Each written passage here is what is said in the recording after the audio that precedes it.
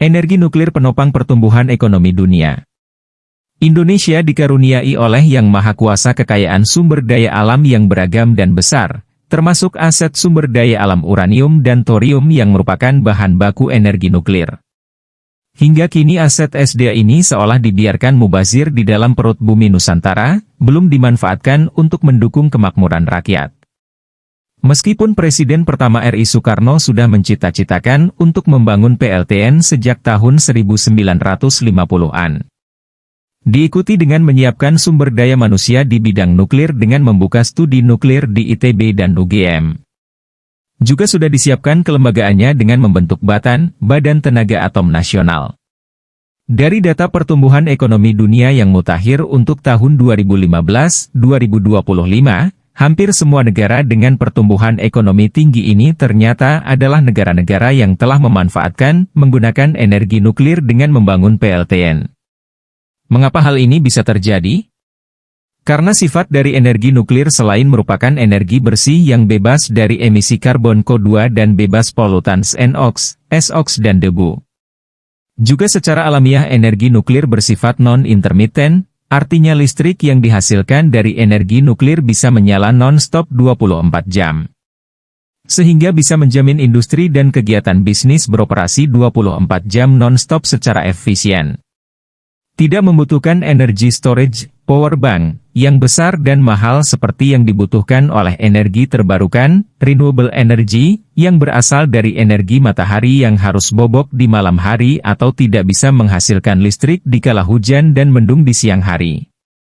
Juga seperti listrik dari energi angin yang listriknya mati melulu karena anginnya bertiup angin-anginan. Sedangkan listrik dari energi air, listriknya yang dihasilkan anjlok di saat musim panas karena hujannya tidak ada. Namun sebagai bangsa besar kita tetap harus mengembangkan energi bersih yang bersifat terbarukan yang gratis dari alam.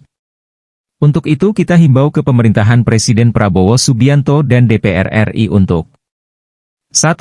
Segera mengesahkan rancangan Undang-Undang EBT yang sudah dibahas di DPR RI sejak tahun 2014. 2. Segera proklamirkan lahirnya industri nuklir hulu hilir di tanah air. Sehingga ada kepastian hukum bagi investor bahwa energi nuklir akan dimanfaatkan di tanah air yang akan menciptakan lapangan kerja dari berbagai disiplin ilmu. Memanfaatkan aset SDA uranium dan thorium tidak tergantung dari import di sisi hulu dari industri nuklir, diikuti dengan membangun PLTN secara terencana dan berkelanjutan di sisi hilir. Memanfaatkan kemajuan teknologi PLTN mutakhir yang lebih aman dengan biaya produksi listrik, LCOE, yang lebih murah akan membantu mengurangi subsidi listrik nasional. Dari segi praktis, listrik dari PLTN pasti akan bisa mendukung program hilirisasi sumber daya alam penambangan minerba secara lebih efisien dengan peluang untuk dapat beroperasi 24 jam. Mulai dari kegiatan di hulu dalam menghasilkan produk tambang minerba. Dilanjutkan dengan kegiatan smelter yang juga beroperasi 24 jam. Serta diikuti dengan kegiatan industri hilir yang mengolah output smelter menjadi produk final, juga akan dapat beroperasi non-stop 24 jam. Lokasi smelter dan industri hilirnya perlu diupayakan berada di satu lokasi dengan lokasi tambangnya yang di hulu.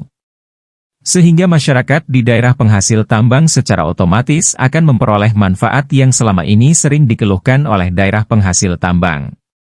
Selain tentunya pertumbuhan ekonomi nasional bisa tumbuh di atas 8% hingga tumbuh double digit, yang akan mempercepat dan memastikan Indonesia menjadi negara industri maju berpendapat tinggi.